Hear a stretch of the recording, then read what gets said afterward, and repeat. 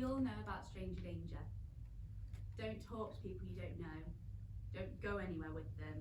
And do not get in their car if they ask you to.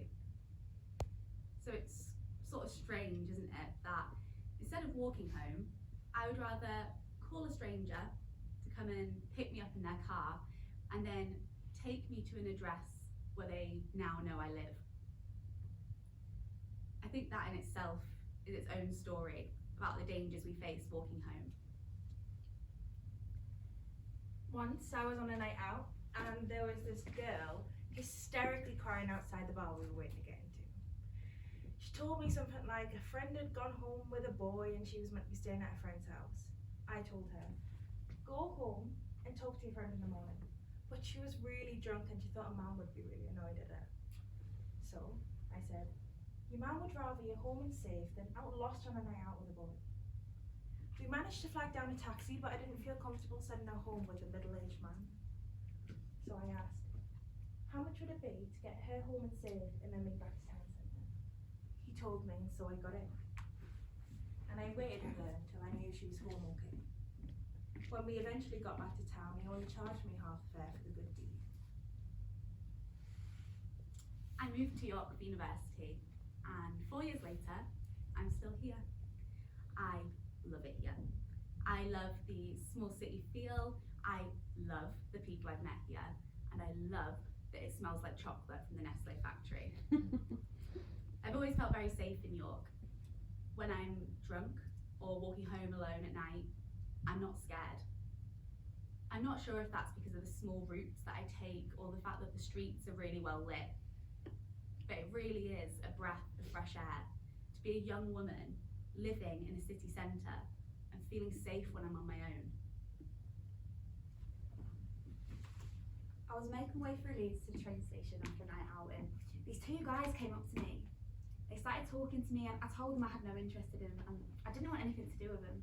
They started saying things like, You fucking slag. Dog. and- You silly little bitch. all because I said no and I wasn't interested in them. My journey home from work is pretty straightforward. I walk down a well-lit, often busy road before turning right and walking another couple of minutes to my flat. This one particular night, I'm walking home at about midnight when some guy stops me and asks me for directions, and then accuses me of lying when I give them to him. He was getting close to me as I walked. I was trying to keep about 6 feet between us, and then he told me he was going to steal the trainers off my feet. It was scary as a lone girl walking at night, but more than anything, it was just bizarre. So I'm just on my way home from work and some fucking weirdo told me he's going to steal my shoes. Would you be arsed? It was the night of the football dinner. I was wearing a nice new short dress and heels. We got to Revs, had a few bibs, and I ended up in an argument with my boyfriend. It was raining outside, so I left Revs running through the lovely city centre of York when I slipped and fell in the chucking down rain. There I was, on the floor, in the rain, my once perfect smoky eye now running down my face in a mixture of tears and rain. My hair now sopping wet, wrapped around my head. I eventually got up and ran into my friends and I started talking and shouting at her and telling her how much I hate them. And he's such a fucking dickhead, you know, he likes all the other girls' photos on Instagram and he's still friends with his ex. How am I meant to feel secure in the relationship, you know? He's such a fucking twat. I looked crazy. Eventually I got home and I realised I was missing an eyelash and my makeup looked less like the girl in the tutorial and more like a panda. It's not my finest look. So generally, I've always felt pretty safe in York, whether that was walking home after a night out or making my way home after work. But this one time, I think when I was in second year, I remember passing East and West Campus, and as I passed the church I noticed that there was a man behind me. Something just didn't feel right. I remember grabbing my phone and ringing my best friend and telling her that I'd put my live location on because someone was behind me and I said, "Some fucking weirdo's following me!" Maybe it was a little bit mean that I called him a fucking weirdo, but I'm glad I did and I don't regret it. I have never seen someone run so fast in the opposite direction. So I was talking to this boy on Tinder and I decided I'd go round to his flat.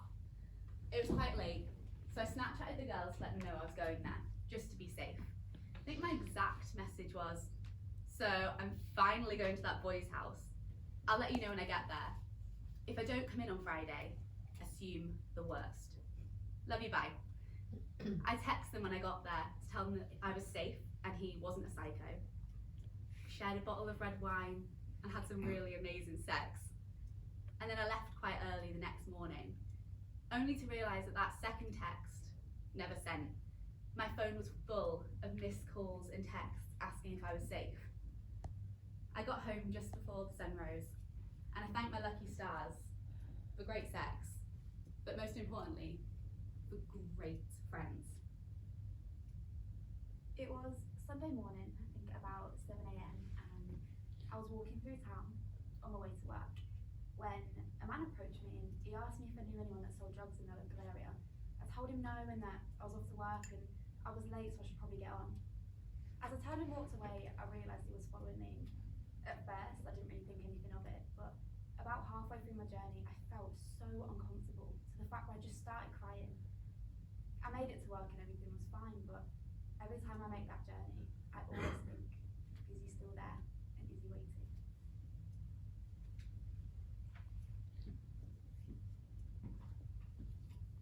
Once, I was walking through the city of Barcelona.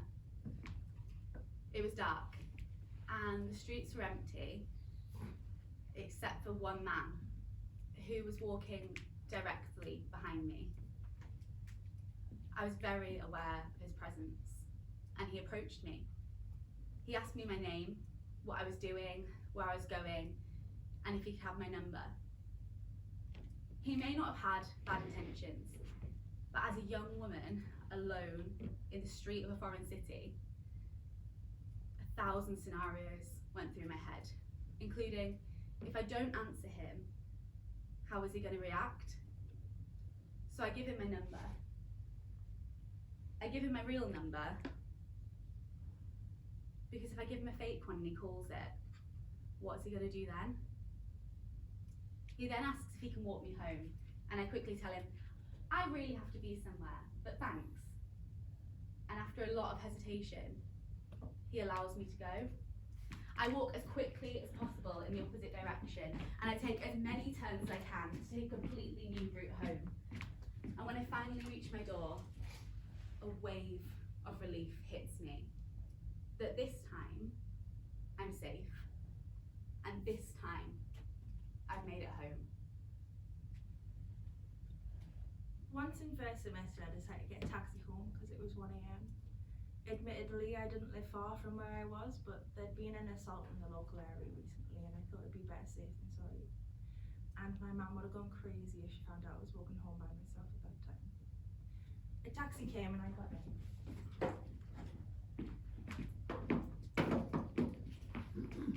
You're only going there, it's not far. Are you sure you want to get a taxi?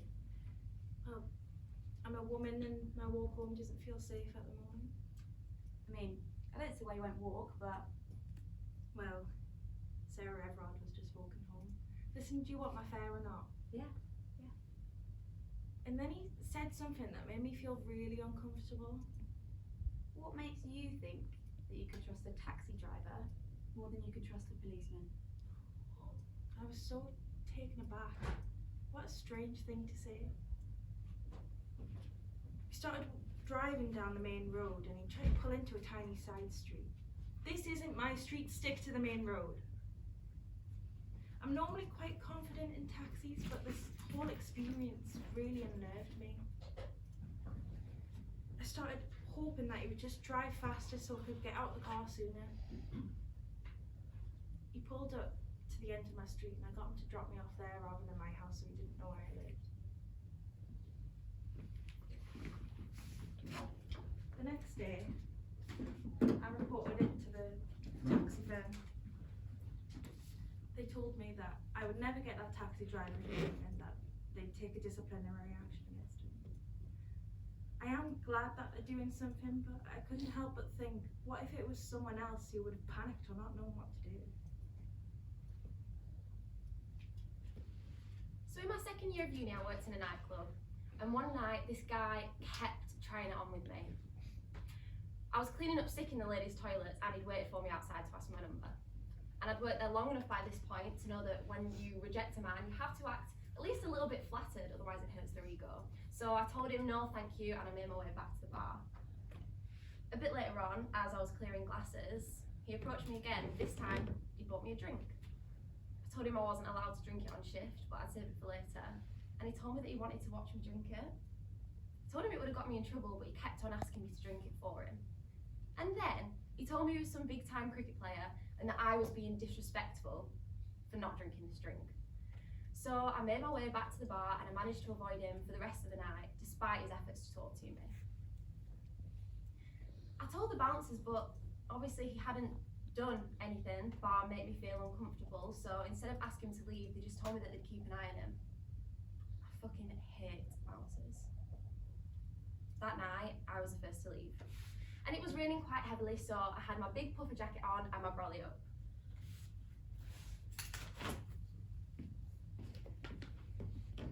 As I made my way around to the front of the building, I could see that there was someone sat on the front steps.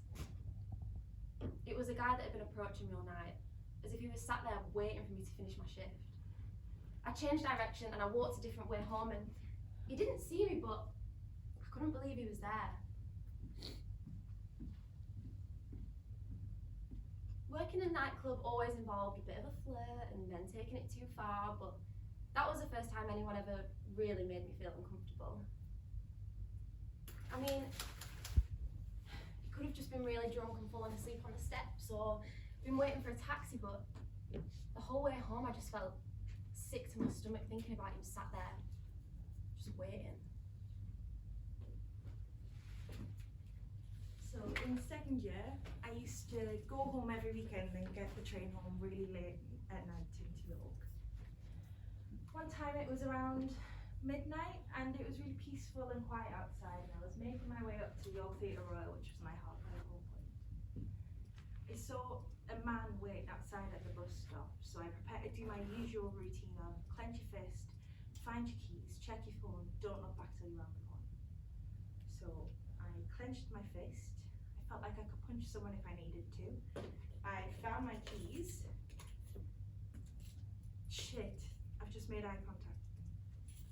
Check your phone. He's now staring at me. Don't look back until you're around the corner. If you look back, it'll only encourage him. So I sped up a little and got round to Jilly Gate. When I was about a third of the way down the street, I realised he was slowly following me. I would cross and he would cross, I'd speed up, he'd speed up, I'd cross and speed up, he'd cross and speed up. I crossed, he crossed, and then I just ran. I just kept thinking about York St. John 24-hour security. At least if they can't save me, they'll see me on CCTV and be able to find me. So with a heavy bag on my shoulder, I just kept running until I fell outside the corridor of the library. Kept thinking about if he's still walking out there and if he would do it to anyone else. I saw the security inside the library, and eventually one of them came out to talk to me. I explained what happened and they put me in a pathetic 1-minute taxi drive away. But even then I wondered if I was any safer. I was about 13 and I was making my way home from school when a man in a red van pulled up next to me. Alright, love, do you want to lift home? No. I told him no and it kept going back and forth for about 10 minutes. Come on, them bags look really heavy, I'm sure I can help you out. I remember getting so annoyed at him, I just went, "Would you just fuck off?" I felt really naughty. I've never really sworn in front of anyone before. I had to report it to the school, and the school told me that I needed to make a statement at the police station. The police then informed me that I wasn't the only one that had been having these problems, and that had been happening quite a lot.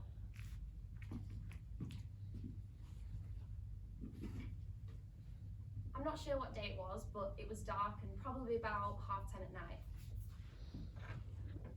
I looked amazing, and I never say that about myself. I had jeans on, little black platform boots, and my leopard print clutch over my shoulder. I felt a bit sexy, and I'd had such a nice night in town with my friends. I'm about 7 minutes from home at this point. I know this because I'm the type of person that checks the time constantly when I go places so I know how long it takes me.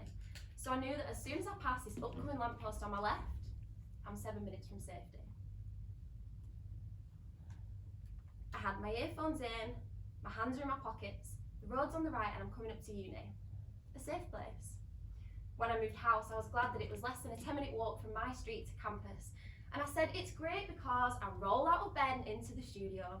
But I think what I really meant by that was, it's not long enough for me to get attacked.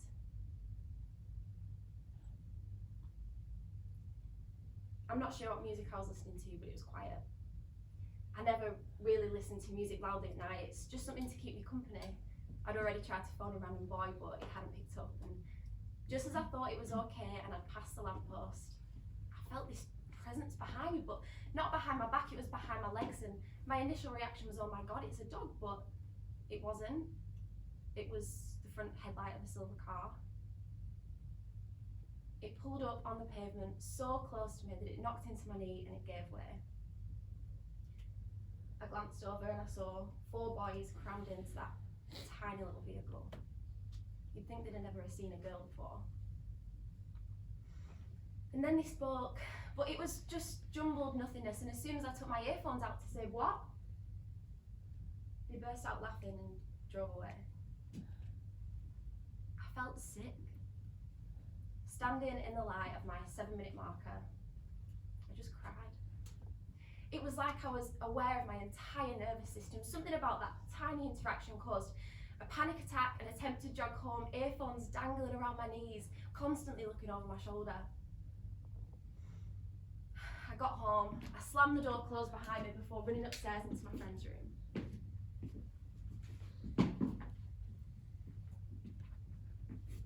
I sat there for a few minutes thinking about how much worse it could have been. The car could have hit me much worse. I could have heard what they'd said. They could have opened a door, but it's not just that. 2 minutes before that, I got out of a shared taxi with a friend, and while she got dropped off at her front door, I was dropped off 7 minutes away. I can walk. It's fine, there's no one around. Talk about famous last words. That kind of thing had never happened to me before. I stopped dressing so nice after that for a while. The boots are buried in the back of my wardrobe and my mascara's all dried up. I still freeze when I see a silver car. And I always swallow hard when I pass under that lamppost, even during the day. I finished work and it was about 11 p.m. and I decided to book a taxi home just because I didn't really fancy walking home alone that night. I stood outside of my work and 2 teenage boys came up to me. They started hurling names at me like slut and slag and anything that a teenage boy would probably find funny. A few moments later, one of the boys pulled a sauce packet out of his pocket and he threw it all over me. I stood there and I was absolutely mortified. I froze. I couldn't speak. I didn't cry. I didn't know what to do with myself. Needless to say, I no longer wait outside work. I get enough sauce in my work shirt during my shift. I don't need it afterwards.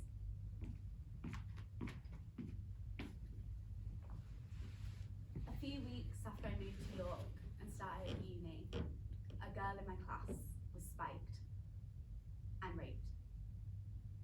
She lives across the hall from me and she doesn't really have any memory of what happened to her. Then a few nights later, my housemate came home from the hospital and doctors had told her that she too had been drugged and sexually assaulted. The doctors told her, you should really take more care when you go out. She should take more care. We already take all the precautions. In an ideal world, we wouldn't need rape alarms or drink covers or to carry our keys between our fingers or to walk hand in hand with our girlfriends as we walk home. We wouldn't need to stay on the phone the whole journey home just to share our location, just in case something happens to us. In both of these instances, my friends were blamed. They were blamed for not being responsible enough, blamed for not checking their drinks, for getting too drunk, blamed for just believing that they could relax on a night out without something happening to them. Blamed for someone else's actions. Silly me. It's our fault though. How could we be so stupid to believe that we could leave our drinks for just a second? Or how stupid could you be to think that a woman is safe on a night out? Because it is the norm now. Sexual assault in a club or harassment when you walk home. We just expect it. But now, we can't even use drink covers. Because now, they're using needles. And how the fuck are we supposed to protect ourselves from needles?